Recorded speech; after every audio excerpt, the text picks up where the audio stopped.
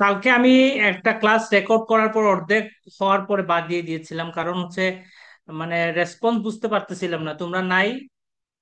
নিজে নিজে রেকর্ড করতেছি তো তখন অনেক জিনিস আমি বলতেছি, এখন সেটা তোমরা কতটুকু বুঝতে পারবা কি পারবা না সেজন্য এটা রেকর্ড অর্ধেক থামাই দিছি আর কি।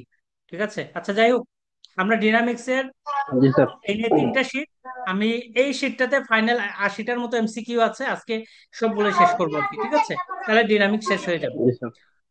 তো প্রথম যে জিনিসটা যেটা জানতে হবে সেটা হচ্ছে সিম্পল হারমোনিক মোশন।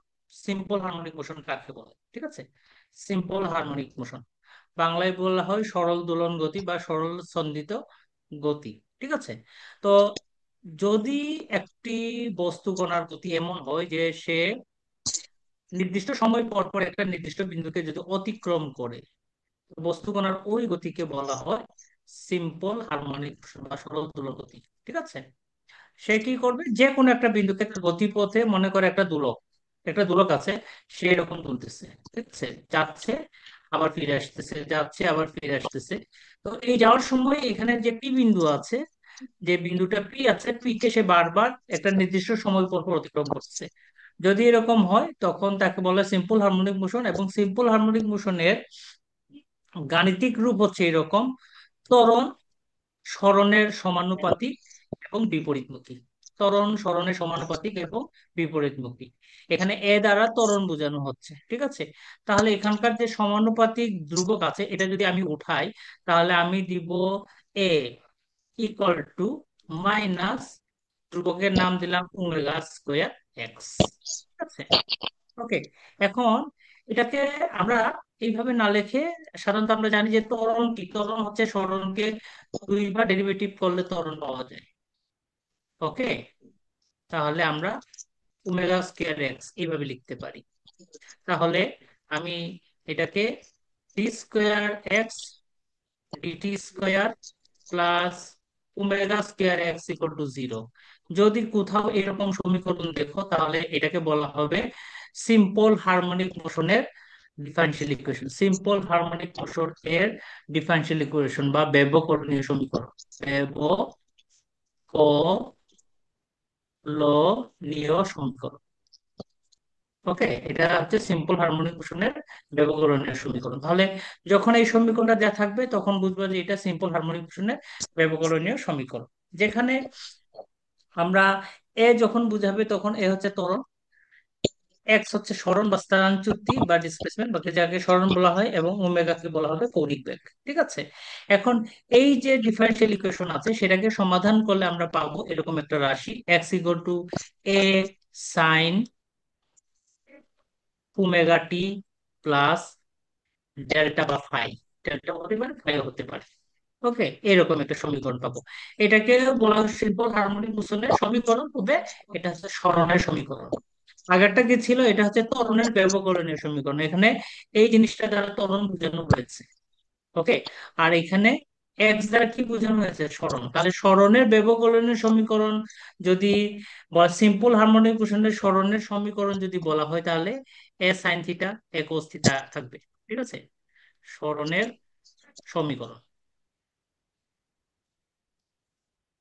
ওকে, তাহলে সরণের সমীকরণে এই এইটা দ্বারা বোঝায় দশা পার্থক্য। ঠিক আছে, এখন শুধু যে সাইন হবে এমন কোনো কথা নাই, কত হতে পারে। তাহলে এ কস ওমেগা টি প্লাস ডেল্টা এরকম হতে পারে। এখানে আমরা ফাই দিয়ে বুঝেছি, ডেল্টা দিয়ে বুঝতে পারি। তাহলে এ সাইন ওমেগা টি হতে পারে, এ কস ওমেগা টি হতে পারে, অথবা sine omega T B cos omega T এরকম হতে পারে। তাহলে সরল দোলকের সিম্পল হারমোনিক মোশনের সমীকরণ সাইন থিটা দিয়ে হতে পারে, কস থিটা দিয়ে হতে পারে, সাইন থিটা কস থিটা দুইটা দিতে পারে। এইগুলা সবই হচ্ছে সিম্পল হারমোনিক মোশনের কিসের সমীকরণ, সরণের সমীকরণ। সরণের সমীকরণ। আর ত্বরণের সমীকরণ বললে হবে এটা, সিম্পল হারমোনিক মোশনের ত্বরণের সমীকরণ বললে এটা। এতটুকু ক্লিয়ার কিনা দেখ, এতটুকু কি ক্লিয়ার? এবং এই জি স্যার। সমীকরণে সামনে যে থাকবে Yes, তাকে স্যার। বলা হয় বিস্তার। এটাকে বলা হয় বিস্তার। ঠিক আছে, এটাকে বলা হবে বিস্তার। ওকে, ওমেগা কি সেটা তো আমরা আগেই জানি, কৌণিক বেগ। এটা হচ্ছে দশা পার্থক্য টি টাইম। ঠিক আছে। ওকে, এখন দেখো যদি সরল দোলকের যদি বেগের সমীকরণ বের করতে বলে, তাহলে সরলের সমীকরণ কি? এ sine omega T plus delta, বা ডেল্টা নাও থাকলো এভাবে ধরলাম। এটাকে একবার ডেরিভেটিভ করো। একবার ডেরিভেটিভ করলে কি আসবে? বেগ আসবে, যেটাকে আমরা কি লিখতে পারি? এ ওমেগা কস ওমেগা টি। দেখা যায় সাইনকে ডেরিভেটিভ করলে কস আসবে নাকি আসবে না? এখন এটাকে যদি আমি এটা সাজাই, আসবে। তাহলে আমি এটাকে এভাবে লিখতে পারি, এইভাবে লিখতে পারি। যেমন ধরো আহ এ কস ওমেগা টি এর স্কোয়ার দিয়ে আমি দিলাম রুট। ওকে, আর সামনে ওমেগা রাখি, তাহলে কি হবে? A square cos square omega T আসবে। সেখান থেকে আমরা লিখতে পারি omega A square, one minus sine square omega T লেখা যায়। এই দিয়ে গুণ, এ স্কোয়ার দিয়ে গুণ দাও, তাহলে এ স্কোয়ার মাইনাস এ স্কোয়ার সাইন স্কোয়ার ওমেগা টি, এটা বলা যাবে। তাহলে omega A square minus x square. এটা হচ্ছে বেগের সমীকরণ, সরল দৈর্ঘ্যের বেগের সমীকরণ আমরা এইভাবে লিখতে পারি, অথবা এইভাবে দিতে পারি, যে কোনো একটা। এই যে বেগের সমীকরণ, বুঝা গেছে? আর ত্বরণের সমীকরণ বললে তো খুব সহজ, কারণ ত্বরণ এ সমান কত? মাইনাস ওমেগা স্কোয়ার এক্স, তাহলে এটা হচ্ছে ত্বরণের সমীকরণ। এখন যদি তোমাকে পর্যায়কাল বের করতে বলে, তাহলে পর্যায়কাল টি সমান 2 pi by omega. Okay, 2 pi by omega, এটা মনে রাখতে হবে। আর ত্বরণ হচ্ছে 1/t, দ্যাট ইজ ওমেগা/2 পাই। এগুলো মনে রাখতে হবে। বুঝা গেছে কি? এগুলো হচ্ছে পুরোপুরি বেসিক। এগুলো জানা থাকলে আমরা সরল দোলনের এমসিকিউ গুলো সলভ করতে পারবো।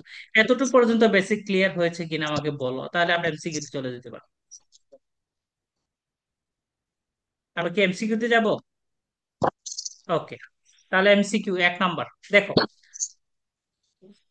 সিম্পল হারমোনিক মোশনের ত্বরণের সমানুপাতিক কে হয়? ত্বরণের সমানুপাতিক হয় সরণ। ঠিক আছে, ফোর্স হতে পারবে না, ভেলোসিটি হতে পারবে না, টাইম হতে পারবে না, হবে কি? ডিসপ্লেসমেন্ট মানে সরণ। ডিসপ্লেসমেন্ট। ওকে, বোঝা গেছে? এখন জি স্যার। জি স্যার। সিম্পল হারমোনিক মোশনের ত্বরণ সর্বাধিক হবে কখন? ত্বরণ কখন সর্বাধিক হবে? ওকে, ত্বরণ সর্বাধিক হবে যখন সরণ সর্বোচ্চ হবে। কারণ দেখো, আমি একটা সরল দূরক আঁকলাম, সরল দূরক আঁকলাম। তাহলে সে এখান থেকে শুরু করে এখানে যাবে, আবার ফিরে আসবে। এখন মনে করো সে যখন এই জায়গায় এ বিন্দু থেকে যাত্রা শুরু করে যখন বি বিন্দুতে গেল, শেষ বি বিন্দুতে আসলে এই যে দৈর্ঘ্যটা, সাম্যাবস্থা থেকে এই দৈর্ঘ্যটাকে বলা হয় বিস্তার। সর্বোচ্চ বিস্তারে যাওয়ার পর সে আর যাইতে পারতেছে না, তখন তাকে টান দিয়ে নিয়ে আসবে। এই টানার মানটাই সর্বোচ্চ হবে। ঠিক আছে, তাহলে সর্বাধিক বিস্তারে ত্বরণ সবচেয়ে বেশি হয়। ঠিক আছে, তাহলে কি হবে? ডিসপ্লেসমেন্ট ইজ ম্যাক্সিমাম যখন ত্বরণ, এই যে সর্বাধিক কি থাকবে, বিস্তারে থাকবে, তখন ত্বরণ সর্বাধিক হবে। আমার কথা বোঝা গেছে না বুঝো নাই? বোঝা গেছে কি? এটা বের করার জি স্যার। আরেকটা নিয়ম আমি আমি দেখাই। বুঝছি স্যার। এ সমান মাইনাস ওমেগা স্কোয়ার এক্স না? এখন আমার কাছে এক্স এর মান যত বেশি হবে, ত্বরণ তত বেশি হবে। তাহলে ম্যাক্স যখন হবে, তখন ওমেগা স্কোয়ার এ হলে বিস্তার সর্বাধিক হলে, বিস্তার সর্বাধিক হলে ম্যাক্সিমাম হবে। এটা মনে রাখো, তাহলে ইজিলি সলভ করতে পারবে। The time period of simple harmonic motion depends on, simple harmonic মোশনের সময়কাল বা পর্যায়কাল, পর্যায়কাল পর্যায়কাল পর্যায়কাল কিসের উপর নির্ভর করে? কারণ টি ইকুয়াল টু, আমরা সূত্র কি পেয়েছি? 2 পাই বাই ওমেগা। ওমেগাকে আমরা কি বলি? কৌণিক বেগ বলি, কৌণিক বেগ বলি। ওকে, কৌণিক কৌণিক বেগ। বেগকে আরেকটা নাম হয় কৌণিক কম্পাঙ্ক বলা হয় থাকে। কৌণিক বেগের আরেকটা নাম হচ্ছে কৌণিক কম্পাঙ্ক। তাহলে কৌণিক কম্পাঙ্ক আহ অ্যাঙ্গুলার। পর্যায়কালকে কি বিস্তারের উপর নির্ভর করে না, ভরের উপর নির্ভর করে না, সরণের উপর নির্ভর করে না। কারণ টি সমান আমরা জানি কত, বাই ওমেগা। এখন এই যে সম্পর্কে, সরণ হইলে তো এক্স দ্বারা প্রকাশ করতো, ভর হইলে এম দ্বারা প্রকাশ করতো, বিস্তার হইলে এ দ্বারা প্রকাশ করতো, এদের কোনো কিছু প্রকাশ করতেছে না। তার মানে কি, ওমেগা দ্বারা প্রকাশ করতেছে, ওমেগাকে কৌণিক বেগ বা কৌণিক কম্পাঙ্ক বলা হয়ে থাকে। এতটুকু পর্যন্ত ক্লিয়ার কিনা দেখো। ওকে। এখন জি স্যার, ক্লিয়ার সিম্পল স্যার। হার্মোনিক মোশনে বেগ সর্বাধিক হবে কখন? আমরা বেগের সূত্র কি পেয়েছি? ভি সমান omega A square minus x square, পেয়েছিলাম নাকি পাইনি? এটা সূত্র পেয়েছিলাম কিনা? একটু আগে আমি প্রমাণ করেছিলাম এই সূত্র, জানা আছে, একটু আগে প্রমাণ করেছি। ওকে। এখন বেগ ম্যাক্সিমাম হবে যদি এই যে বিয়োগ বিস্তার থেকে তো এক্স সরল বিয়োগ হচ্ছে, যদি বিয়োগ না হতো তাহলে সর্বাধিক থাকতো, কারণ তখন বিয়োগ না হলে তো মান কমতো না, ঠিক না? তাহলে বিয়োগ হবে না কখন? যখন তার মান কত হলে, জিরো হলে, সরণ জিরো হলে। এখন কখন হবে সরণ জিরো? কখন হবে? মনে করো আমি একটা সিম্পল হার্মোনিক মোশনের চিত্র আঁকলাম। সরণ জিরো হবে কখন? যখন সে সাম্য অবস্থায় থাকবে, এই অবস্থায় যখন থাকবে, সাম্য অবস্থায় যখন থাকবে, তখন কি হবে? সরণ শূন্য হবে। তাহলে সাম্য অবস্থায় থাকলে কি হবে? এই দেখো, ডিসপ্লেসমেন্ট ইজ জিরো। সরণ যদি শূন্য হয়, বেগ ম্যাক্সিমাম হবে। বুঝা গেছে নাকি আবার বলা লাগবে? বুঝা গেছে নাকি আবার বলা লাগবে? ক্লিয়ার? ওকে।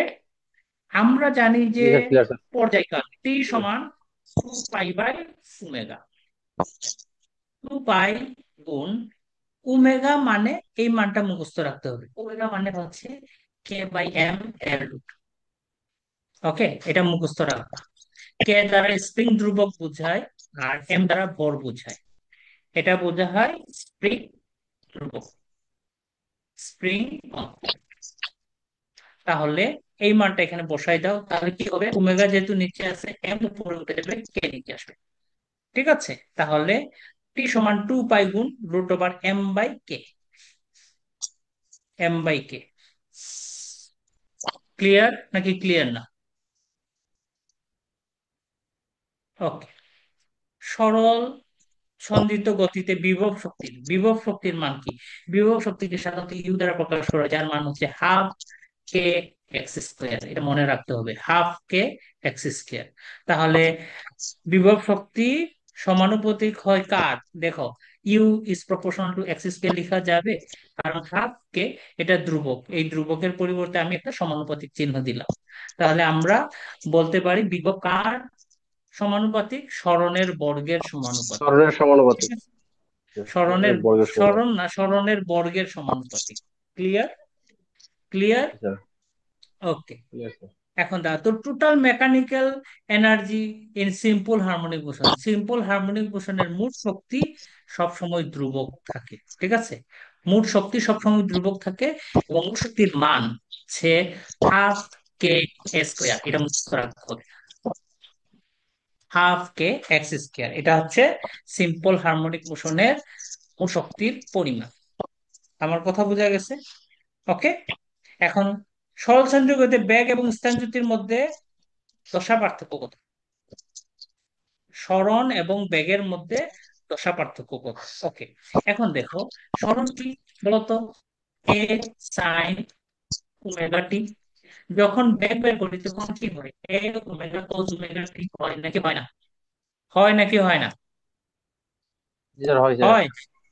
ওকে। এখন দেখো, জি স্যার। সাইনের লেখ চিত্রটা কিরকম? সাইনের লেখ চিত্রটা হচ্ছে এখান থেকে এরকম শুরু হয়, জিরো মূল বিন্দু থেকে ঢেউ, জানা আছে? কজের লেখ চিত্রটা কিভাবে শুরু হয়? ওয়ান থেকে ঢেউ শুরু হয়, উপর এরকম থেকে ঢেউ। শুরু, জি।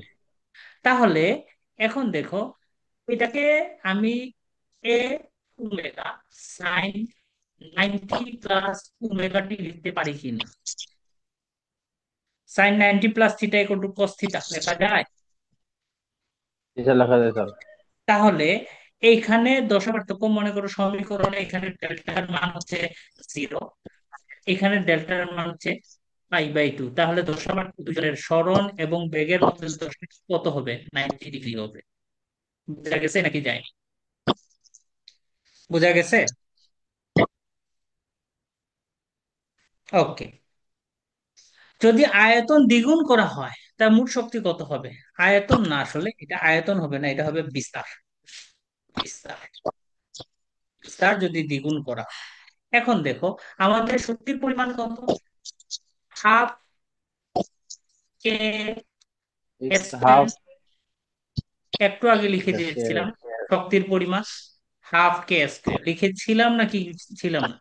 এখন দেখো, আমি যদি এখানে বিস্তার যদি দ্বিগুণ করি, তাহলে এর বদলে যদি 2 দেই, তাহলে নতুন গতিশক্তি কত আসবে? নতুন শক্তি কত আসবে? 2 হোল স্কেল আসবে। তার মানে কি হবে? 4 গুণ হাফ কে স্কয়ার আসতেছে। তাহলে 4 গুণ দ্বিগুণ হবে। কে আসতেছে। তাহলে নতুন জি স্যার। শক্তি আগের শক্তির কত গুণ? 4 গুণ। 4 গুণ হবে। ঠিক আছে? 4 গুণ। ক্লিয়ার নাকি ক্লিয়ার না? জি স্যার, ক্লিয়ার। ওকে।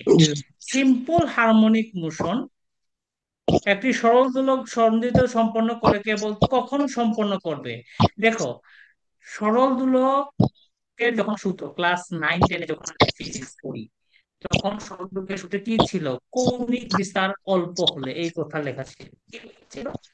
কৌণিক বিস্তার অল্প হলে। অল্প হলে। অল্প হলে। তার মানে থিটার মান অল্প হতে হবে, থিটার মান অল্প হতে হবে, ঠিক আছে? তাহলে the angle swing is small, বলতে পারি নাকি পারি না? এটা বলতে পারি কিনা যে কম কৌণিক বিস্তারে জি স্যার। দুলতে হবে? বুঝা গেছে কি? ক্লিয়ার? কম দ্য কৌণিক বিস্তার। Differential equation of simple harmonic motion, simple harmonic মোশনের জি স্যার। ব্যবকলনীয় সমীকরণ আমি একটু আগে জি স্যার। লিখে দিয়েছিলাম, অপশন বি। জানা আছে নাকি আবার বলা লাগবে? এটা কি d²x/dt²। জান? জি স্যার।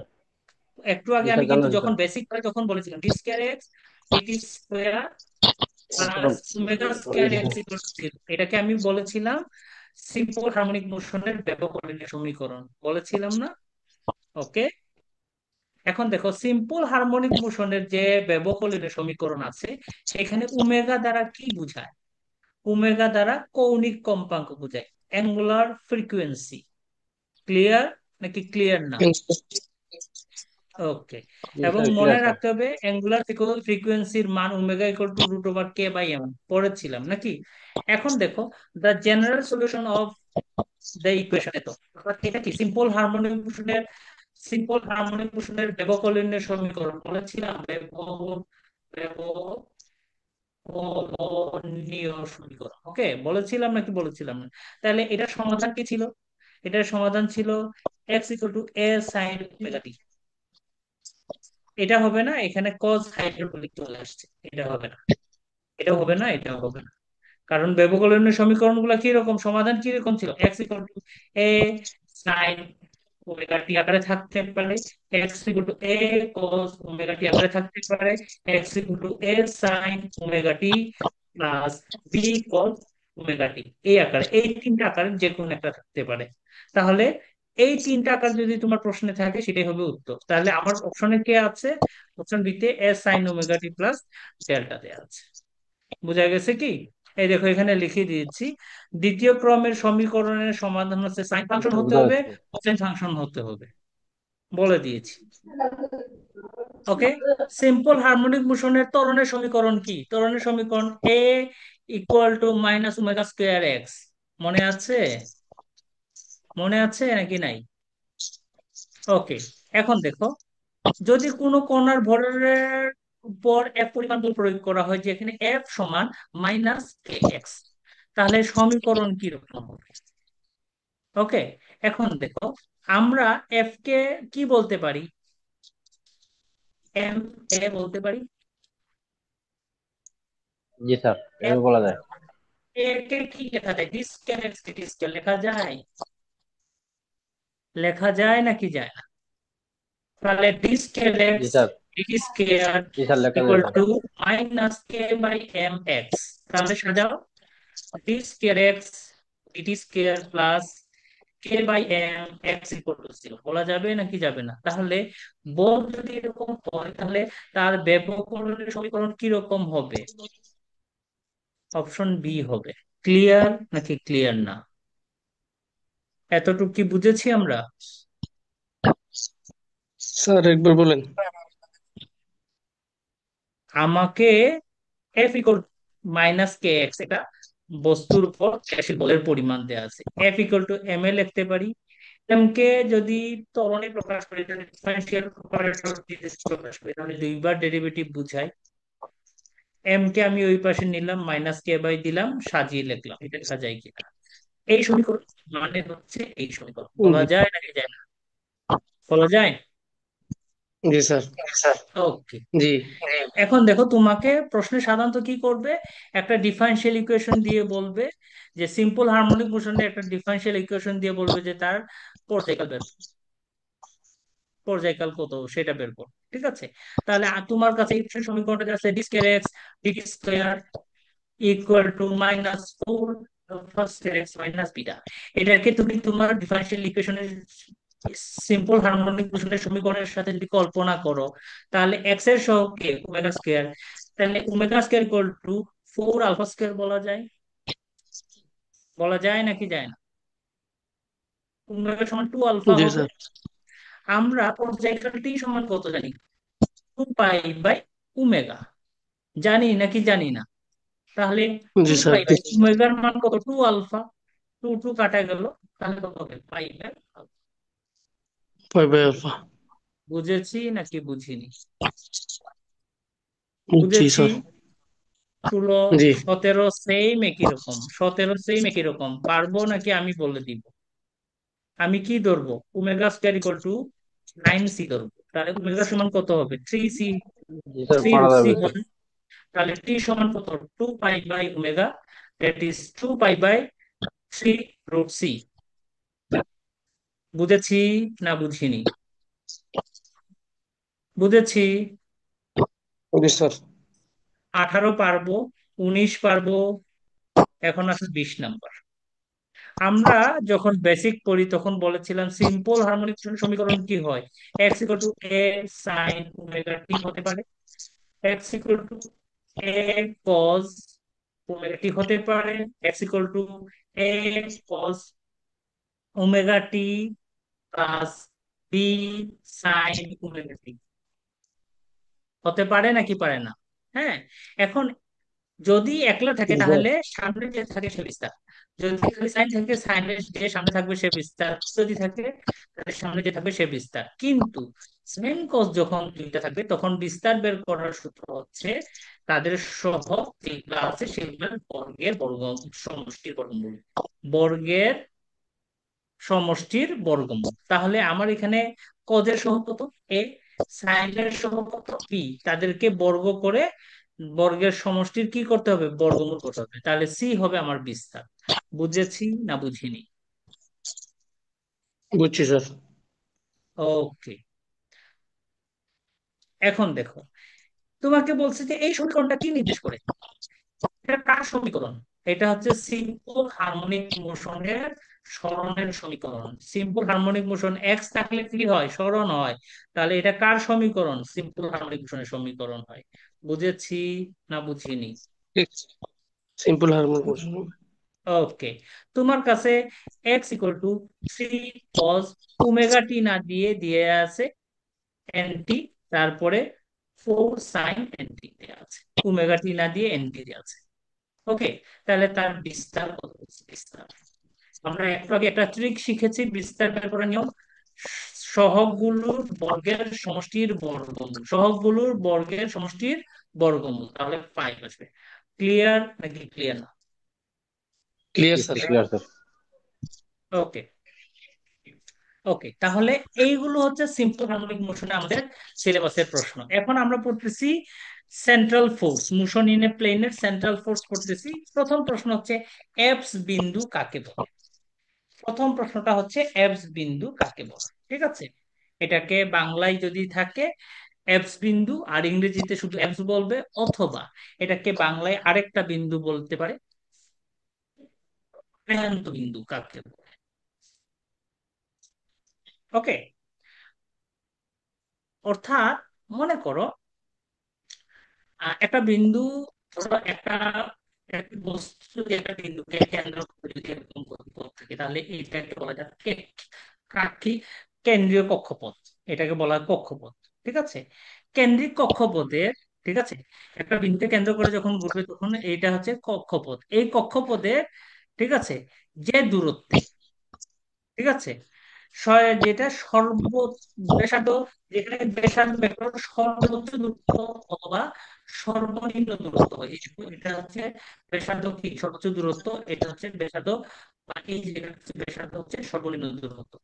এই দূরত্বের যে বিন্দুগুলো থাকে তাদেরকে বলা হয় অ্যাপস বিন্দু। আমার কথা বোঝা গেছে? তাহলে কেন্দ্রিক কক্ষপথে যদি একটা বস্তু কণা ঘুরে, তাহলে ব্যাসার্ধের সর্বোচ্চ দূরত্ব অথবা সর্বনিম্ন যে দূরত্বের যে বিন্দুগুলো থাকবে তারাই হচ্ছে এলস বিন্দু। এবং আরেকটা জিনিস মনে থাকে যেন, এলস বিন্দুতে যদি আমি একটা স্পর্শ আঁকি, তাহলে সে ব্যাসার্ধের সাথে কি আকারে থাকে, ব্যাসার্ধের সাথে সে লম্ব আকারে থাকে। অর্থাৎ তাহলে এইটাও বলতে পারি, কেন্দ্রিক কক্ষপথের যে বিন্দুতে স্পর্শ আঁকা হলে সেটি ব্যাসার্ধ ভেক্টরের সাথে যদি লম্ব বরাবর থাকে, তখন সেই বিন্দুকে বলা হয় এলস বিন্দু। Is it clear or not? আমার কথা বোঝা গেছে নাকি যায়নি? জি স্যার গেছে। বোঝা গেছে? জি স্যার। ওকে, জি স্যার ব্রো। তাহলে এফস বিন্দু কি বোঝা গেছে? কক্ষপথের যে বিন্দুতে ব্যাসার্ধ ভেক্টরের সাথে স্পর্শকটি কিভাবে থাকে, লম্ব বরাবর থাকে, সেটি হচ্ছে কি এফস লম্ব। বিন্দু। এখন কক্ষ থেকে এফস বিন্দু, কেন্দ্র থেকে এফস বিন্দু দূরত্বকে বলা হয় অ্যাবসিডাল ডিসটেন্স। ওকে, তাহলে distance between a focus and apse, এটা কি বলা হয় অ্যাবসিটাল ডিস্টেন্স। তাহলে অ্যাবসিটাল ডিস্টেন্স কাকে বলে বোঝা গেছে। ডিস্টেন্স এরপরে আসো ফোকাস। কারণ সব সময় যে একটা বস্তু কণা টাকার কথা বলবে এমন কোনো কথা নাই, কারণ আমাদের সূর্যের গতিপথ কিরকম বলতো? সূর্যের গতিপথ হচ্ছে উপবৃত্তাকার। উপবৃত্তাকার হলে কি হবে? উপবৃত্তের কটা ফোকাস থাকে? দুটা ফোকাস থাকে না? তাহলে এই ফোকাসের সাপেক্ষে এই দূরত্বটা অল্প দূরত্ব, আর এই দূরত্বটা হচ্ছে কি বেশি দূরত্ব। ঠিক আছে, তাহলে এই বিন্দু কি হয়, এই বিন্দুতে এক্স বিন্দু পাওয়া যাবে, এই বিন্দুতে এল বিন্দু পাওয়া যাবে। আমার কথা বোঝা গেছে না বুঝা নাই? সেজন্য জি স্যার এখানে বুঝতে সেন্টার ইউজ না করে ফোকাল ইউজ করা হয়েছে। কারণ সব সময় গতি যে বৃত্তাকার হবে এমন কোনো কথা নাই, উপবৃত্তাকার হতে পারে। তো উপবৃত্তাকারের সাপেক্ষে এটাকে উপকেন্দ্রে, তখন এই উপকেন্দ্রকে আমরা বলবো যে ফোকাস। বোঝা গেছে কি? তাহলে পরের প্রশ্নটা দেখো, অ্যাবসিডাল কোণ। দুইটা অ্যাবস বিন্দুর মধ্যবর্তী দূরত্ব কোণকে বলা হয় অ্যাবসিডাল। আমার কথা বোঝা গেছে? দুইটা অ্যাবস বিন্দুর মধ্যবর্তী দূরত্বের, অর্থাৎ ক্রমিক মানে পাশাপাশি দুইটা অ্যাবস বিন্দুর মধ্যবর্তী দূরত্বের কোণকে বলা হবে, মধ্যবর্তী কোণকে বলা হবে অ্যাবসিডাল। ক্লিয়ার? ক্লিয়ার।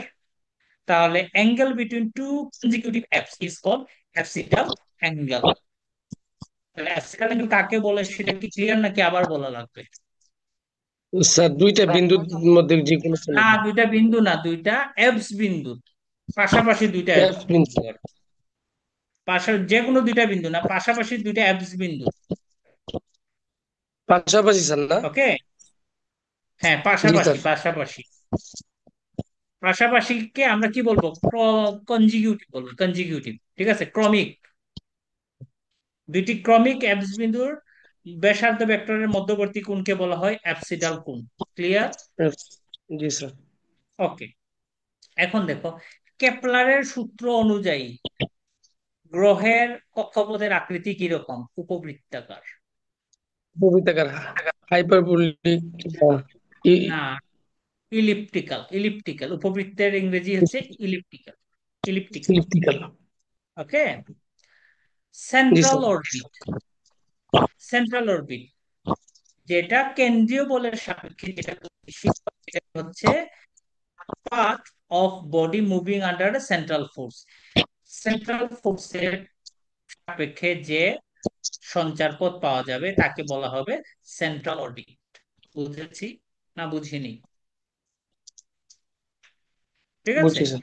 এরপরে আসো সেন্ট্রাল ফোর্স কাকে বলে? সেন্ট্রাল ফোর্স, সেন্ট্রাল ফোর্স মনে করো, ধরো সে একটা বিন্দু থেকে আকর্ষিত হয়ে গতিশীল হচ্ছে, তাহলে force directed along the radius vector toward a fixed point, একটা নির্দিষ্ট যে বল পাওয়া যায় সেই বলটাকেই বলা হয় central force. Is it clear or not? এখন দেখো স্যার কোনটা সেন্ট্রাল অরবিটাল এটা বুঝছি সমীকরণ না স্যার। কেন বুঝো না? মনে করো একটা বস্তু উপরের দিকে ছুড়ে দিচ্ছে, পৃথিবীর দিকে কেন্দ্রের দিকে আকর্ষিত হয়ে পড়বে নাকি পড়বে না? পড়বে স্যার। এই আকর্ষণ বলটাই হচ্ছে center। ও স্যার ঠিক আছে স্যার। এই কথাটাই বলা হচ্ছে এখানে। ওকে, জি স্যার। এটা জি স্যার। সূত্র, সূত্র রাখতে হবে পেডাল সমীকরণের, সেন্ট্রাল ফোর্সের পেডাল সমীকরণের সূত্রটা মুখস্থ রাখবা। ওকে, জি b sir. Square, b square equal to 2 a/r plus minus 1। Okay, Kepler second law of motion, কেপলারের দ্বিতীয় সূত্রটি কি? কেপলার তিনটা সূত্র দিয়েছে গতি সম্পর্কিত, গ্রহের গতি সম্পর্কিত তিনটা সূত্র দিয়েছে। এটা হচ্ছে ইকুয়াল এরিয়াস আর ইকুয়ালস। সুইপিং, অর্থাৎ মনে করো সে যদি একটা গ্রহ যখন একক সময়ে যে ক্ষেত্রফলটা তৈরি করবে সেই ক্ষেত্রফলটা সবসময় সমান,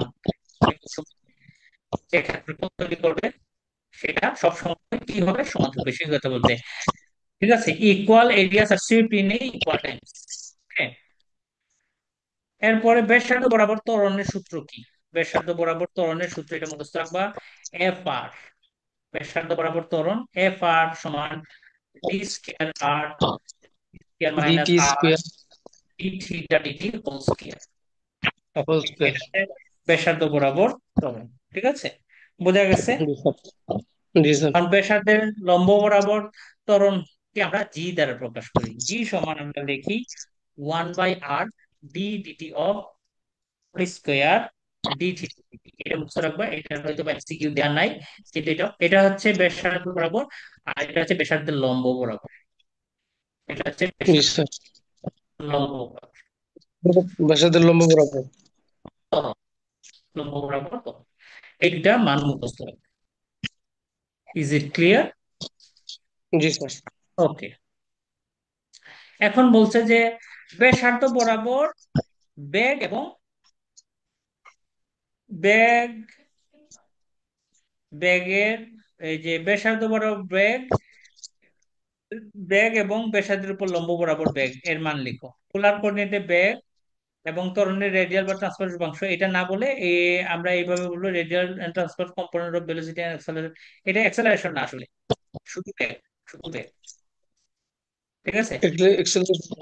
জি স্যার। ত্বরণ তো আগের চ্যাপ্টারের আগের টপিকটাই পড়ছি। তাহলে বেগ হবে দুইটা, একটা হচ্ছে ব্যাসার্ধ বরাবর এক, আর একটা হচ্ছে ব্যাসার্ধের উপর লম্ব বরাবর বেগ। ঠিক আছে, দুই ধরনের বেগ, একটা হচ্ছে ব্যাসার্ধ বরাবর বেগ আর একটা হচ্ছে ব্যাসার্ধের উপর লম্ব বরাবর বেগ। ব্যাসার্ধ বরাবর বেগ হচ্ছে ডি আর ডি, ব্যাসার্ধ বরাবর বেগ, আর লম্ব বরাবর বেগ আর ডি থিটা ডিটি। এটা মুখস্থ রাখতে হবে। এটাকে সাধারণত জি ঠিক। আর এটাকে ভি দ্বারা প্রকাশ করা হয় মেকানিক্স। ওকে, মনে জি থাকবে যেন। স্যার। ওকে, এখন দেখো, তাহলে সেন্ট্রাল ফোর্সের এই টপিক গুলো পড়লে হবে, এর বেশি লাগবে না। ঠিক আছে, এরপরে যাও, তোমরা আবার জয়েন করবা, এই কি হইলে আবার জয়েন করবা, সময় শেষ হয়ে গেলে আবার জয়েন করবা। ঠিক আছে, what is mean by movement of inertia, জড়তার ভ্রামক কাকে বলে? এখন দেখো, জড়তার ভ্রামকের সংজ্ঞাটা আমি বলি। জড়তার ভ্রামককে সাধারণত আই দ্বারা প্রকাশ করা হয়, যেখানে এম আর স্কোয়ার এর সামেশন কে থাকবে, কর, এবং ব্যাসার্ধের বর্গের গুণফলের সমষ্টিকে বলা হয় জড়তার ভ্রামক। কি বলা হয়? ধরো একটা বস্তু আছে, এই বস্তুতে বর্গ। অসংখ্য অসংখ্য কি থাকবে, কণা থাকবে। একটা নির্দিষ্ট থেকে প্রতিটা কণার দূরত্ব, এই কণাটার ভর মনে করো ওয়ান, দূরত্ব মনে করো R1, তাহলে M1 R1 স্কয়ার। এখানে ধরো আরেকটা কণা থাকলে M2, যার ব্যাসার্ধ নির্দিষ্ট অক্ষ থেকে যার দূরত্ব R2, তাহলে M2 স্কয়ার। কিভাবে যাবে? তাহলে প্রতিটা কণার ভর নির্দিষ্ট অক্ষ থেকে প্রতিটা কণার দূরত্বের বর্গের গুণফলের সমষ্টিকে বলা হয় জড়তার ধারণা। তাহলে product of mass and square of it distance from axis is called. Product of mass and square of its.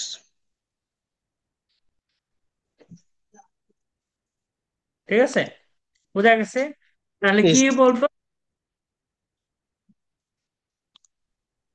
বর্গের কার কার ভর এবং দূরত্বের বর্গের গুণফলের সমষ্টিকে Distance. দূরত্বের বর্গের এটাকে বলা হয় সমষ্টি। Moment of This. ইনার্শিয়া। ওকে, এখন আসো, প্রোডাক্ট অফ ইনার্শিয়া কাকে বলে? প্রোডাক্ট অফ ইনার্শিয়া কাকে বলে, বা জাদ্য গুণযোগকে বলা হয়ে থাকে। ঠিক আছে, মনে করো, ধরো এখানে একটা বিন্দু আছে পি, যার স্থানাঙ্ক এক্স ওয়াই। এই বিন্দুর ভর মনে করো এম। এখন এই পি বিন্দু থেকে দূরত্ব কত বলতো? ওয়াই, জানা আছে? পি বিন্দু থেকে ওয়াই এর দূরত্ব কত? এক্স। ওকে, তাহলে একটা বিন্দু থেকে নির্দিষ্ট অক্ষ, একটা অক্ষ কয়টা? দুইটা, একটা এক্স অক্ষ আর একটা হচ্ছে ওয়াই অক্ষ।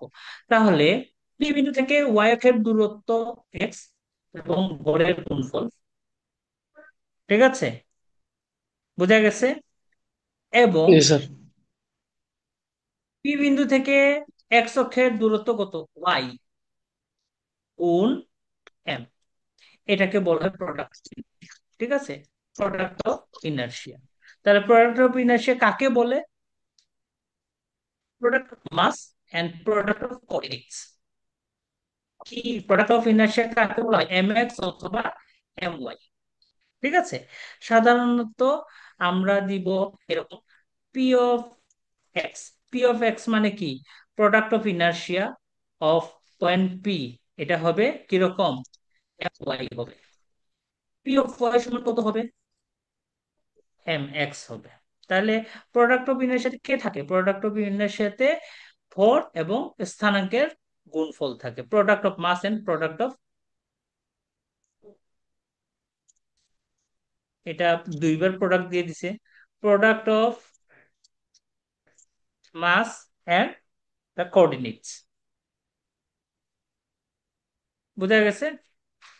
Yes. Product of inertia, m বিন্দু যদি তিন মাত্রিক এরকম হয়, তিনটা যদি অক্ষ থাকে, তাহলে তার কি হবে? প্রোডাক্ট অফ ইনার্শিয়া কত হবে যখনই তিনটা অক্ষ থাকবে? যখন এক্স অক্ষের জন্য বের করবা, এক্স অক্ষের জন্য বের করবা, তখন কি হবে? M y z, product of inertia. তাহলে পি ওয়াই সমান কত দিব? M Z x. ইজেড সমান কত দিব? M x y. ZX. তাহলে বি হচ্ছে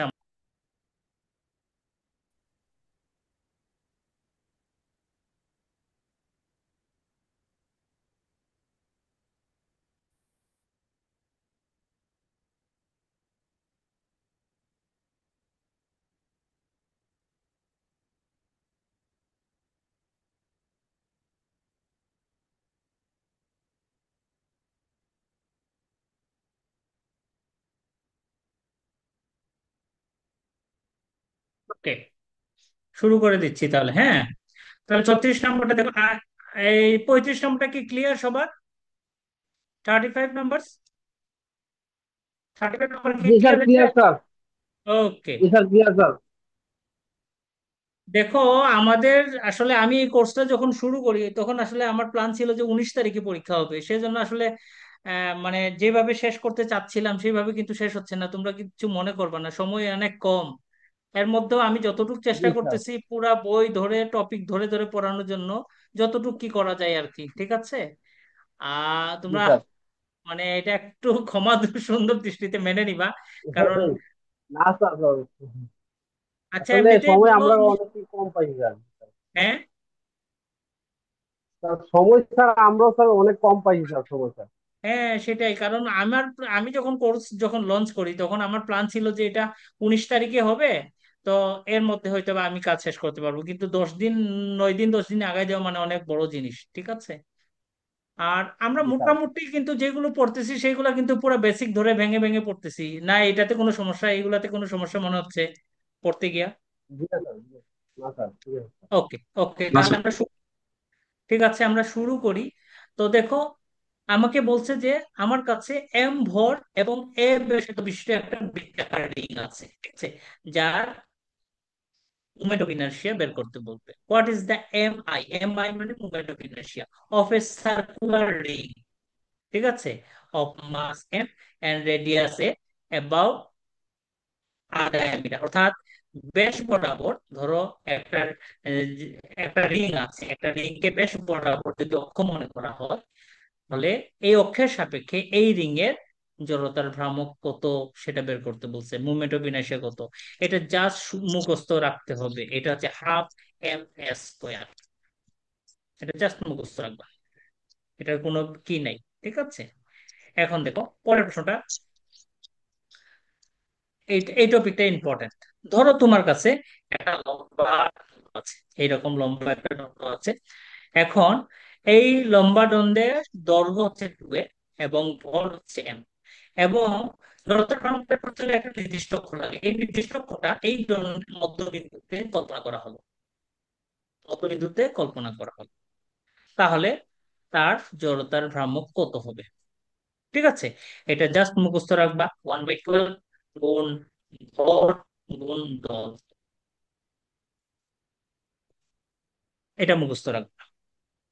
বুঝেছো? জি স্যার। ওকে, এতটুকু পর্যন্ত ক্লিয়ার কিনা দেখো, কারো কোনো সমস্যা আছে এতটুকুতে?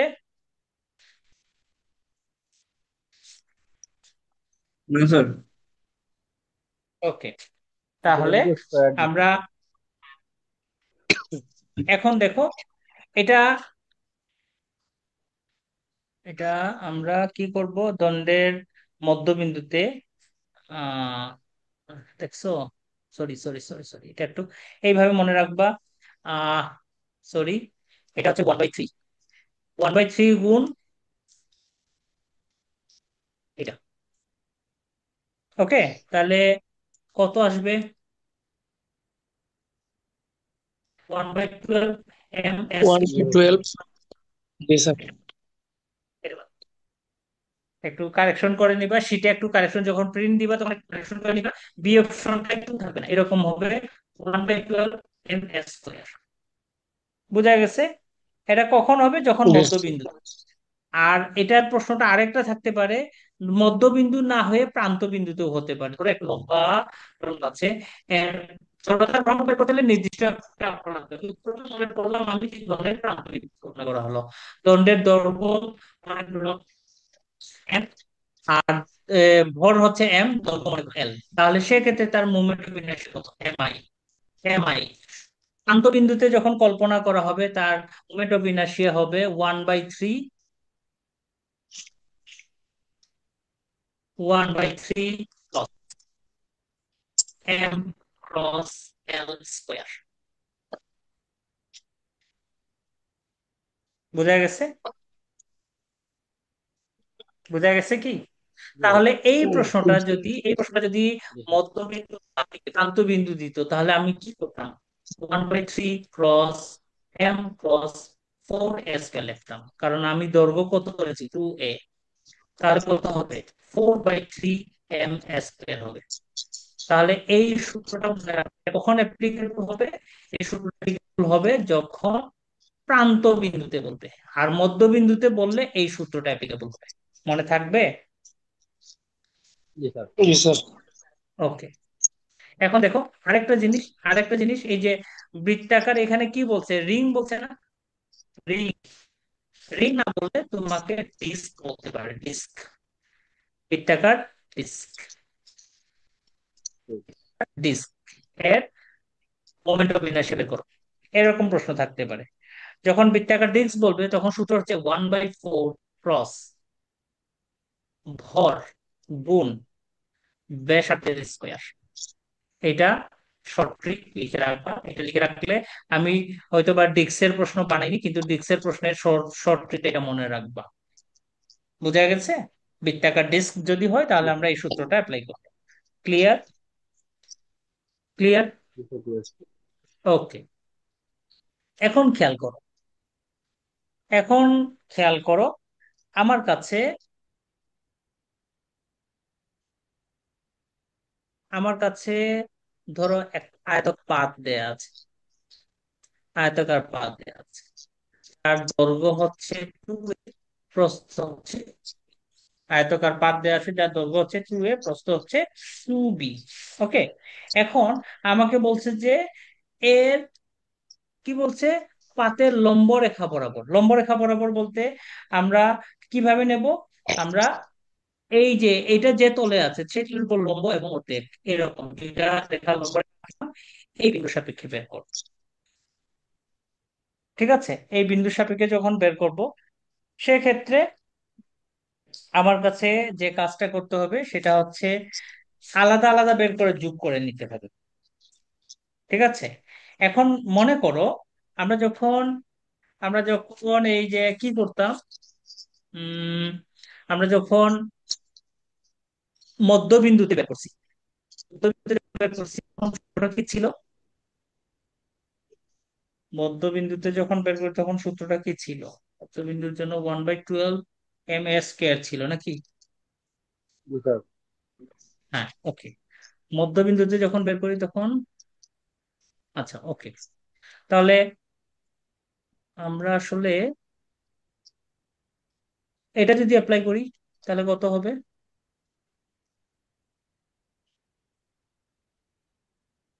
1/3 m। আচ্ছা ওকে, তো এখানে এটা অ্যাপ্লাই করব, অর্ধেক যখন ধরবো তখন বাহুর দৈর্ঘ্য কি হবে, এটাতে এ হবে, তখন এটাকে যদি অপবিবেচনা করে এই part করবো তখন কি হবে, 1/3 m² আসবে। আবার যখন আমি এটাকে অর্ধেক ধরে, অক্ষ ধরে যখন এটাকে অক্ষ ধরে যখন কাজ করবো তখন এটা কি হবে, এই পার্টের অংশ কত হবে, বি, সেক্ষেত্রে 1/3 m b² আসবে। এটাকে যোগ করে দাও তাহলে কত হবে, 1/2 m² + b², এটা হবে আমার উত্তর। ওকে, এটাও প্রায় একটু মুখস্থের পর্যায়ে রেখে দিবা, কারণ আহ প্রতিটা কে এর জন্য কি হবে, 2 এর পরে যখন থাকবে তখন হবে 1/3 m², এটা ধরে কাজ করবা। বৃত্তাকার রিং এর অক্ষ বরাবর জড়তার ভ্রামক, এটা আমরা পড়েছি, বৃত্তাকার রিং এর অক্ষ বরাবর আগে কি ছিল, আগে কি ছিল, ব্যাস ওয়ান বরাবর বাই ছিল, ফোর ব্যাস বরাবর কত ছিল, এই দেখো আগে কি ছিল, ব্যাস বরাবর, খেয়াল করবা এই প্রশ্নগুলো করবা। ব্যাস বরাবর হলে 1/2 m², আর অক্ষ বরাবর যখন হবে, বৃত্তাকার ব্যাসের অক্ষ বরাবর যখন হবে তখন শুধু হাফ, হাফ থাকবে না, m²। এই দুইটা পুস্তক মনে থাকে যেন, প্রশ্ন দেখে একই রকম, বৃত্তাকার রিং, জড়তার ভ্রামক সব ঠিক থাকবে, জড়তার ভ্রামক সব ঠিক থাকবে, শুধু এখানে অক্ষ হবে আর একটা হবে ব্যাস বরাবর।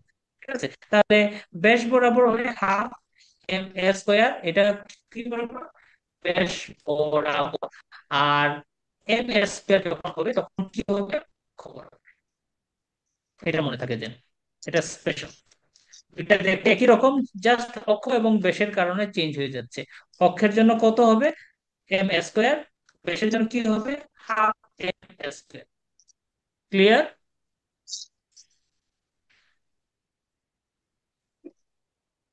ওকে, এরপরে আসি বৃত্তাকার চাকতি। বৃত্তাকার চাকতির, বৃত্তাকার চাকতির কি বলছে, বৃত্তাকার চাকতির ব্যাস বরাবর বরাবর যাচ্ছে। জড়তার ভ্রামক, জড়তার ভ্রামক নির্ণয় করতে বলছে। তাহলে বৃত্তাকার চাকতির জন্য যখন করব তখন সেটা আসবে এইভাবে, 1/4 m²। এগুলো জাস্ট সূত্রের মতো মুখস্থ রাখতে হবে, এটা ফর্মুলা অনেক লম্বা, এটা সূত্র হিসেবে ব্যবহার করা হয়। ঠিক আছে, পূর্ণগোলক, পূর্ণগোলকের জন্য টু, এই যে 2/5 m²। ওকে, এটাকে একটু চেঞ্জ করে দিতে পারে, যদি পৃথিবীর ব্যাসার্ধ তোমাকে দিল এরকম, পৃথিবীর ব্যাসার্ধ আর হয়, তাহলে পৃথিবীর জড়তার ভ্রামক কত হবে, তাহলে কত হবে, 2/5 m r²। বুঝা গেছে, যে কোনো গোলক না দিয়ে, সলিড স্ফিয়ার না দিয়ে পৃথিবীর জন্য দিয়ে দিতে পারে। ওকে, উপবৃত্তাকার চাকতির প্রধান অক্ষ এবং গৌণ অক্ষ বরাবর জড়তার ভ্রামক হচ্ছে কি 1/4 m p square, 1/4 m s square. Okay, এখন খেয়াল করো, একটা একটা উপবৃত্ত হচ্ছে এরকম। এখন প্রধান অক্ষ যখন প্রধান দিকে থাকে এ থাকে, আর গৌণ ক্ষেত্রে থাকে বি। যখন প্রধান অক্ষ বলবে তখন বি এর মানটা লিখবো, আর গৌণ অক্ষ বলবে যখন তখন এ এর মানটা লিখবো। সেই জন্য প্রধান অক্ষের যখন হবে এ যখন আছে তখন বি এর মানটা লিখবো 1/4 এম বি স্কোয়ার, আর বি এর জন্য যখন বের করবো 1/4 এম এ স্কোয়ার। ক্লিয়ার? এটা হচ্ছে জি স্যার। কোণ কোণ কোণ কোণের অক্ষের সাপেক্ষে জড়তার ভ্রামক হচ্ছে এটা। এটাও মুখস্থ। 44 নম্বর মুখস্থ। 45 নম্বর খুব ইম্পর্টেন্ট। মোমেন্টাল ইলিপসয়েডের সমীকরণ কি? এটা পুরোটা এটা a x square b y square c z square minus 2 b y z 2 z x 2 f(x, y) equal to m capital 4। Okay, এটা মুখস্থ স্যার। এটা মুখস্থ। মুখস্থ পুরো রাখবা, এটা মুখস্থ রাখবা। এবং এখানে এখানে একটা জিনিস মনে থাকে যেন, রাখো, এটা আমি বলি। এখানকার এ বি সি এগুলো হচ্ছে এক্স অক্ষ বরাবর জড়তার ভ্রামক, ওয়াই অক্ষ বরাবর জড়তার ভ্রামক, জেড অক্ষ বরাবর জড়তার ভ্রামক। ওকে, আবার ডি ই এফ এগুলা হচ্ছে এক্স অক্ষ বরাবর প্রোডাক্ট অফ ইনার্শিয়া, ওয়াই অক্ষ বরাবর প্রোডাক্ট অফ ইনার্শিয়া, জেড অক্ষ বরাবর প্রোডাক্ট অফ ইনার্শিয়া। এটা মনে থাকে যেন। আমার কথা বোঝা গেছে? বুঝছো? জি স্যার। ওকে, জি স্যার। এটা হচ্ছে 45 গেল। এরপরে আসো ডিএল এম্বার্ট প্রিন্সিপাল কাকে বলে, ডিএল এম্বার্টের নীতি কাকে বলে। ডিএল এম্বার্টের নীতি হচ্ছে, ধরো স্থানাঙ্কের অক্ষের সাপেক্ষে কার্যকর বলসমূহের ভ্রামক অক্ষের বহিঃস্থ আরোপিত বলের ভ্রামকের যোগফলের সমান। অর্থাৎ কি হবে, বল এবং ভ্রামকের যোগফলের মান 0 হবে। সমান মানে কি, ধরো সমীকরণটা আসতেছে এইভাবে, যেমন ধরো বল এবং ভ্রামক দুইজন সমান, দুইজন সমান এবং বিপরীত, এরকম আসবে। তাহলে এটাকে এই পাশে নিয়ে আসলে মনে করো এ ইকুয়াল মাইনাস বি, তাহলে এ প্লাস বি ইকুয়াল টু 0 লেখা যায় নাকি যায় না? তাহলে এ কে মনে করো ফোর্স, আর বি কে মনে করো ইনার্শিয়া। তাহলে ফোর্স এবং ইনার্শিয়ার সমষ্টি কত? 0 বলা যাবে নাকি যাবে না? The sum of all forces and the inertia forces is. বোঝা গেছে? জি স্যার।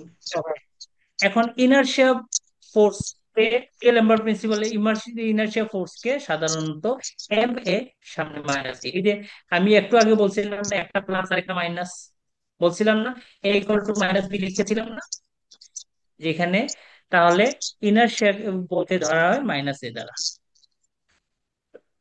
ডিএলএমবার্ট নীতি কোন সূত্রের সম্প্রসারণ? এটা হচ্ছে নিউটন নিউটনের দ্বিতীয় সেকেন্ড। সূত্র, সেকেন্ড লয়ের। ডিএলএমবার্টের প্রিন্সিপাল কোথায় কাজ করে? এটা হচ্ছে ডিনামিক্স এবং স্ট্যাটিক্স এ কাজ করে। ডিনামিক্স এবং স্ট্যাটিক্স, ঠিক আছে। থার্মোডিনামিক্স হচ্ছে আমার কি, তাপ গতিবিদ্যা। স্ট্যাটিক্স হচ্ছে স্থিতিবিদ্যা। ডাইনামিক্স হচ্ছে গতিবিদ্যা। কাইনেমেটিক্স হচ্ছে যেখানে গতিবিদ্যার জ্যামিতিক গুণাবলী নিয়ে আলোচনা করা হয়, সেটা হচ্ছে kinematics. Okay, according to D'Alembert principle, when is a particle said to be equilibrium? একটা কণাকে কখন সাম্য অবস্থায় আছে এটা বলা হবে যখন তার ফোর্স এবং ইনার্শিয়ার সমষ্টি কত হয়? 0 হয়। ক্লিয়ার? স্যার। ওকে, এখন আসো যৌগিক দোলক কাকে বলে, কম্পাউন্ড পেন্ডুলাম কাকে বলে। A rigid body free from oscillate about the horizontal axis. ঠিক আছে, তাহলে a compound pendulum is a rigid body that oscillate about the horizontal axis under gravity। ঠিক আছে, অর্থাৎ অনুভূমিক অক্ষের সাপেক্ষে যদি একটা বস্তু যদি ফ্রি টু অসিলেট যদি পারে তখন তাকে বলা হয় যৌগিক দোলক। ঠিক আছে, সমতুল্য দোলক কাকে বলে? A simple pendulum having same time period as the compound pendulum is called equivalent simple pendulum.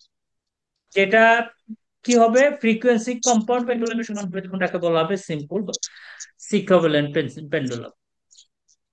Okay, what is the expression of energy of A body about a fixed Axis? ঠিক আছে, স্থির অক্ষের সাপেক্ষে বস্তুর গতিশক্তির সূত্র কি? খুব সহজ, half m k square d theta d t whole square. Okay, এটা আমরা সাধারণত ফিজিক্স যখন পড়বো তখন করি, ই সমান হাফ আই ওমেগা স্কয়ার দিয়ে লিখি। ঠিক আছে, এখন আই হচ্ছে জড়তার ভ্রামক, জড়তার ভ্রামককে আমরা কি দিয়ে লিখি? জড়তার ভ্রামককে এম কে স্কয়ার দিয়ে লেখা হয়। আর ওমেগা হচ্ছে কৌণিক বেগ, যেটাকে ডি থিটা দ্বারা প্রকাশ করা হয়, এইভাবে লেখা হয়। তার মানে ফিজিক্সের এই সূত্রটাকে আমরা গতিবিদ্যায় আমরা half m k square d theta d আকারে প্রকাশ করি। সাউন্ড ইকো হচ্ছে কেন? স্থির অক্ষের সাপেক্ষে গতির পরিমাণের ভরবেগ, ভরবেগ কেমন করে আসবে? ভরবেগ, দেখো, এম স্কোয়ার আর বেগ, বেগ মানে কি? একবার ডেরিভেটিভ। যেখানে বেগের কথা বলা হবে সেখানে আমার সময়ের সাপেক্ষে ডেরিভেটিভ থাকতে হবে। ঠিক আছে, তাহলে স্থির অক্ষের সাপেক্ষে বস্তুর গড় বেগের পরিমাণ হচ্ছে half m k square digital dt. Okay, write the equation of motion about the axis of rotation. যদি রোটেশন লেখা থাকে তাহলে এইখানে আমার এল চলে আসবে। আমরা সমীকরণ জানি তো, m k square d theta d t whole square equal to l লেখা থাকবে। ঠিক আছে, এল দ্বারা কি বোঝায়? বাহ্যিক টর্ক বোঝায়। এটা মুখস্থ রাখবা। সমতুল্য সরল দৈর্ঘ্যের দৈর্ঘ্য কত? দৈর্ঘ্য হচ্ছে কে স্কয়ার বাই এইচ, যেখানে কে দ্বারা কি বোঝায়? যার যাত্রাগতির ব্যাসার্ধ বোঝায়। এইচ হচ্ছে distance between axis and the centre of gravity. Okay, এরপরে আসো, হোয়াট ইজ হলোনমিক কনস্ট্রেন্ট? সীমাবদ্ধতা, যেটা যেই যেখানে সময়ের আলাপ থাকবে, যেই স্থানাঙ্ক ব্যবস্থায় সময় দ্বারা সীমাবদ্ধতার কথা উল্লেখ করা থাকবে, সেটা হচ্ছে হলোনমিক সীমাবদ্ধতা। ঠিক আছে, holonomic constant can be expressed as the equation of f r one r two dot dot time দ্বারা, এটাকে ফাংশনে আবদ্ধ করে প্রকাশ করা হবে। সীমাবদ্ধতা টাইম দ্বারা আলোচনা করা হবে, সেটা হচ্ছে হলোনমিক কনস্ট্যান্ট। ঠিক আছে, নন হলোনমিক তাহলে টাইম দ্বারা এক্সপ্রেস করা যাবে না।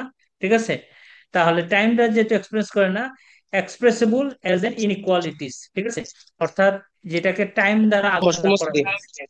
ঠিক আছে, ডিফাইন রিওনমিক কনস্ট্রেন্ট।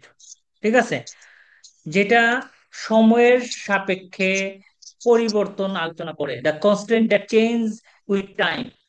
যে বাধা বা যে সীমাবদ্ধতা সময়ের সাপেক্ষে পরিবর্তিত হয়, সেটাকে বলা হয় রিওনমিক সীমাবদ্ধতা, রিওনমিক কনস্ট্রেন্ট। ঠিক আছে, স্কেলারোনমিক সীমাবদ্ধতা, যেটা টাইমের উপর নির্ভর করে না। ঠিক আছে, তাহলে নির্ভর করে না মানে কি? স্বাধীন, independent constant, independent of time. Lagrange function কাকে বলে? ল্যাগ্রেঞ্জ ফাংশন টি এল সমান টি মাইনাস বি, এটাকে ল্যাগ্রেঞ্জ ফাংশন বলা হয়।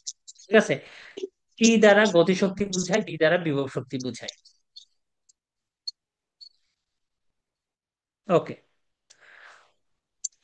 Right the relation between Cartesian and spherical coordinate system. Cartesian coordinate system হচ্ছে এক্স ওয়াই জেড, গোলকীয় কোঅর্ডিনেট সিস্টেম হচ্ছে r theta, sorry r theta phi. তাহলে এদের মধ্যে সম্পর্কটা কি? এটা পুরাটাই মেমোরাইজ করে রাখবা। X equal to r sine theta cos phi, y equal to r sine phi sine theta, pi তারপরে z equal to r cos phi. আর এটা কোথায়? মুখস্থ রাখতে হবে, এটা মুখস্থ রাখবা। ঠিক আছে, এটা মনে রাখার আরেকটা টেকনিক আমি বলি। যেমন ধরো, এক্স ইকুয়াল টু কত? আমরা জানি r cos theta. Y equal to কি জানি? R sine theta. জানি না? জানি না। এখন এই আর এর বদলে, এইখানে যে আর আছে, আর এর বদলে তুমি আর সাইন ফাই দাও, এই আর এর বদলে আর সাইন ফাই দাও। ওকে, আর জেড এর এখানে cos ফাই দাও। শেষ। মনে রাখার টেকনিকটা হচ্ছে এরকম। ক্লিয়ার? জি স্যার। জি ওকে, এখন দেখো গতিশক্তি। গতিশক্তিকে আমরা সাধারণত ল্যাগ্রেঞ্জ ফাংশনের যখন গতিশক্তি পড়বো তখন টি দ্বারা প্রকাশ করা হবে। গতিশক্তির সূত্র কি আমরা যখন ফিজিক্সে পড়ি? ই কে সমান হাফ এম ভি স্কোয়ার, পড়েছিল নাকি পড়ি নাই? তাহলে এখানে টি সমান কত হবে? হাফ এম ভি স্কোয়ার হবে। হাফ এম, ভি মানে বেগ, বেগ মানে কি? Dx dt whole square, dy dy dt. Whole square plus dz dt whole square. তাহলে অপশন সি হচ্ছে আমার উত্তর। বুঝেছি? জি স্যার। কার্যকর বল কাকে বলে? ঠিক আছে, the resultant of applied and fixed forces, এটা হচ্ছে কার্যকর বল।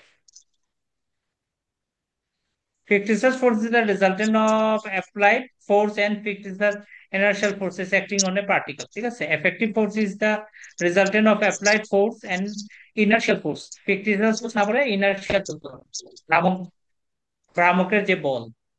ওকে, এই সমীকরণটি কি নামে পরিচিত? এল যেহেতু আছে এটাকে বলা হয় ল্যাগ্রেঞ্জ ইকুয়েশন। এল আছে যেহেতু ল্যাগ্রেঞ্জ ইকুয়েশন।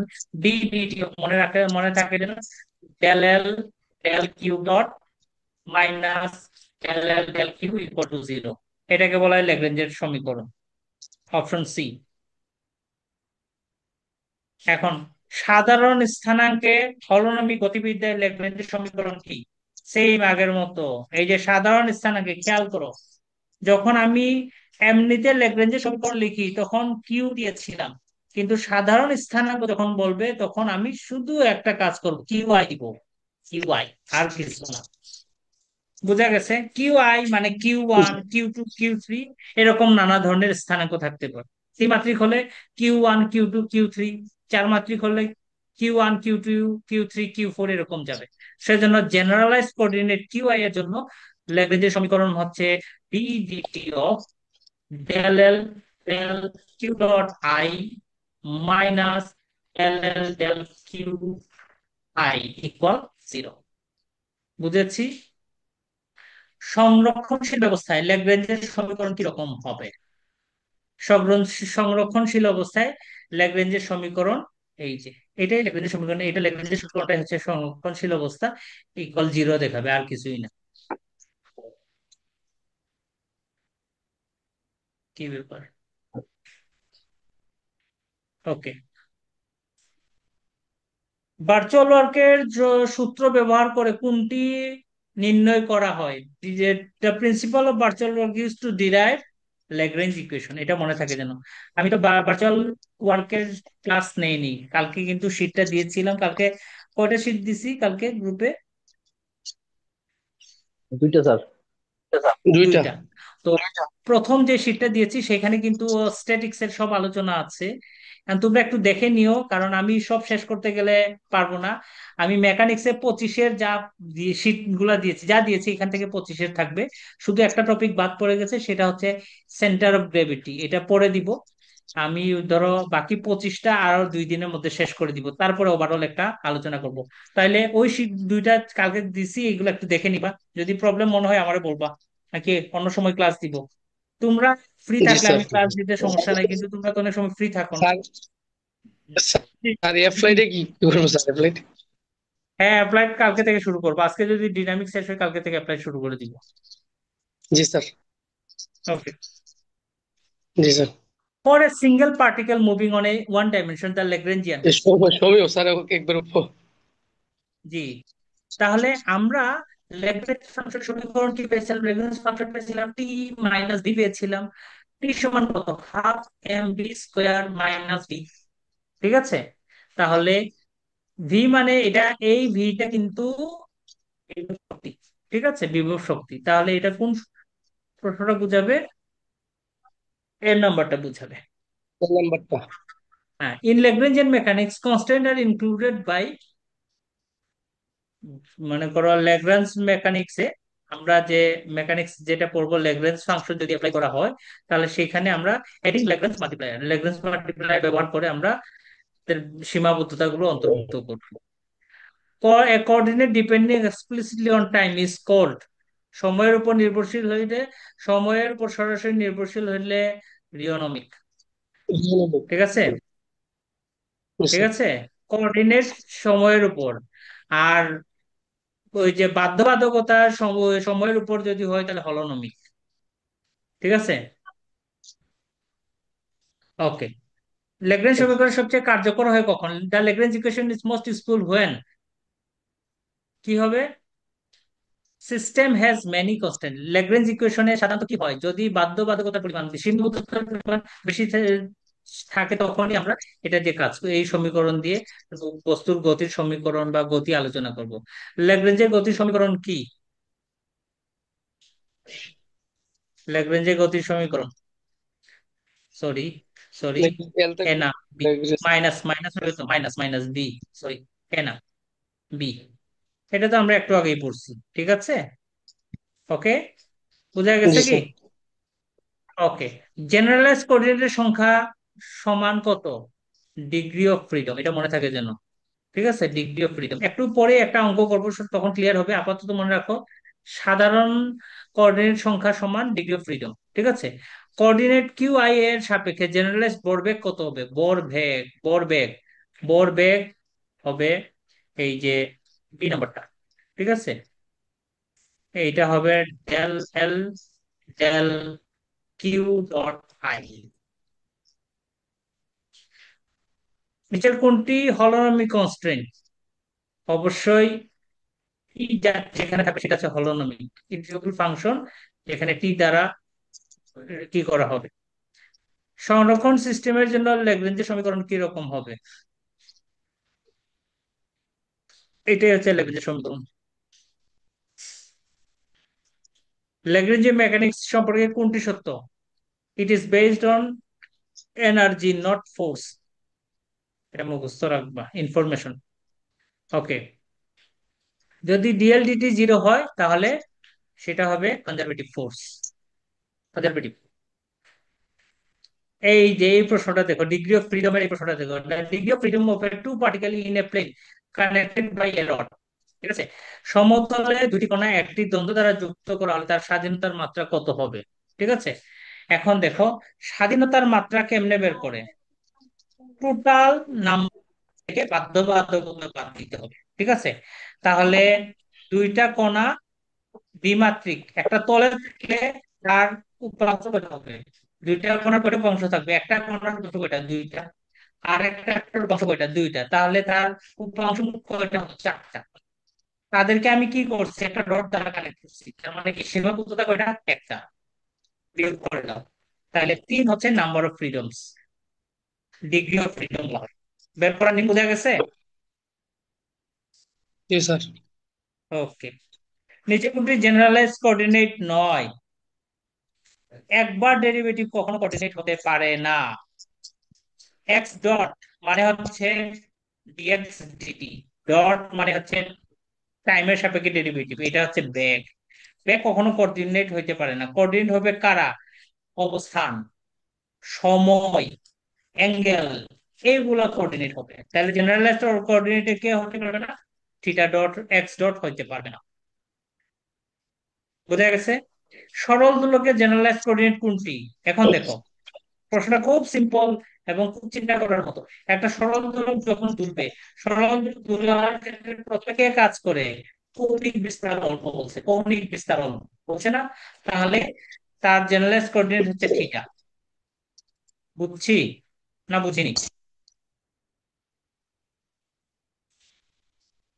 ওকে, এখন দেখো del L del q dot i, এটা দ্বারা কি বোঝায়? ভরবেগ বোঝায়, ল্যাগ্রাঞ্জ ভরবেগ। এখন ল্যাগ্রেঞ্জের ভরবেগকে সময়কে যদি ভাগ করি তাহলে কি ল্যাগ্রেঞ্জের ভরবেগের পরিবর্তন, তাহলে rate of change of generalised momentum বলা হয়ে থাকে। ওকে, এই শেষ। ঠিক আছে, স্যার স্যার 80 নম্বরটা স্যার বুঝছি না। ওকে। ধরো তল, তল মানে কি 2 মাত্রিক নাকি? দুই জি স্যার। মাত্রিকে কয়টা বিন্দু আছে? দুইটা বিন্দু, দুইটা পার্টিকেল আছে, তাহলে 2 দিয়ে গুণ দাও। 2 দিয়ে গুণ দাও, তাহলে কত হলো? 4।